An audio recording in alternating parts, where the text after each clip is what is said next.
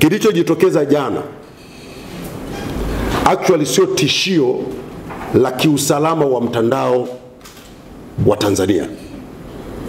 Kilichotokea jana ni watu ambao akaunti zao zimeingiliwa na kuwekwa taarifa potofu.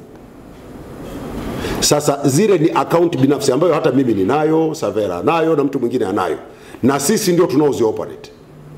Sasa ni lazima Watanzania tutofautishe. Usalama wa mtandao Tanzania ni kitu kingine, na akaunti ya mtu binafsi na kile anachochapisha kwenye mtandao hiki ni kitu kingine. Muhimu ni kwamba baada ya kutokea yale tumechukua hatua. Sasa usalama wa mtandao wa Tanzania uko sawa sawa. Tulichokifanya tangu jana kwanza ni kufuatilia zile akaunti. Tunajua kuna akaunti ya Jeshi la Polisi, kuna akaunti ya TIC, kuna akaunti ya Airtel, kuna akaunti ya kuna waandishi wa habari, kuna yule Odemba wa Star TV, nimeona na akaunti zingine. Wahalifu wameingia huko, wamechapisha taarifa potofu zenye kuleta taharuki. Tunawatafuta na niwahakikishie tutawapata, kwa sababu kwa uwekezaji ambao serikali imeufanya TCRA pale, hakuna namna ambavyo tunaweza tusimpate mtu. Litakuwa swala la muda tu. Hatukukupata leo, tutakupata kesho, tutakupata kesho kutwa, tutakupata wiki ijayo. Kosa la jinai ni kosa la jinai tu.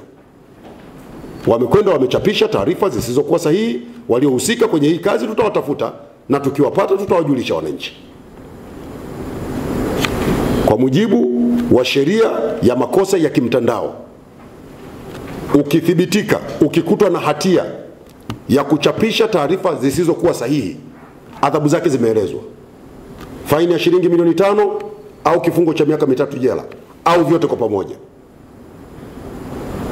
Kwa hiyo mimi ni waombe wa Tanzania, wale ambao wanajihusisha na upotoshaji mtandaoni, acheni, tutawafikia.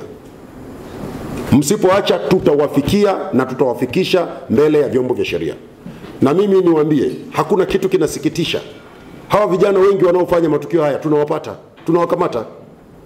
Ukimpata unamkuta kijana miaka 14, 15, 16, vitoto vidogo vidogo vimetumwa na watu wenye malengo yao mengine ya kihalifu.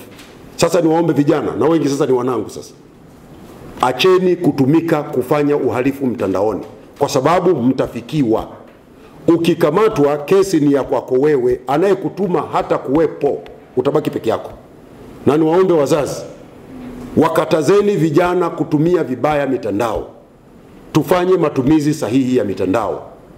Tutumie mitandao kutengeneza biashara, vijana watumie mitandao kujifunza, kuwasiliana na kufanya mambo mengine ya maana na ya maendeleo ya kusaidia ustawi wa jamii, na sio kufanya uhalifu. Ukifanya uhalifu, tutakutafuta, tutakupata, tutakukamata, tutakufikisha mbele ya vyombo vya sheria, utahukumiwa, utafungwa.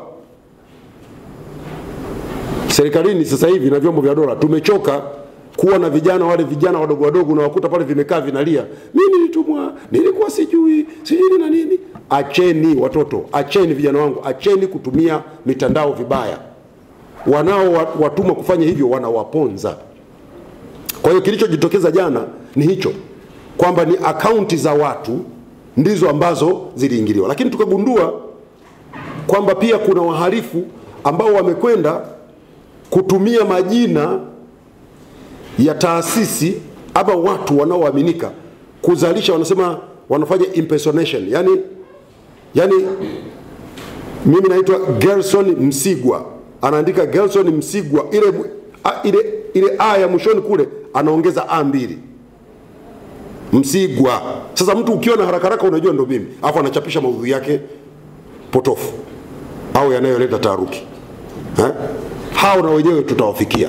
Bahati nzuri mamlaka yetu ya mawasiliano wanafanya mawasiliano na wao watu wa huduma Instagram, Facebook, X na wote wanatoa huduma za mtandaoni. Tutawafikia, tutawapata. Acheni, msifanye hivyo. Nchi hii ina sheria zipo, na sheria ni msumeno, zinafanya kazi.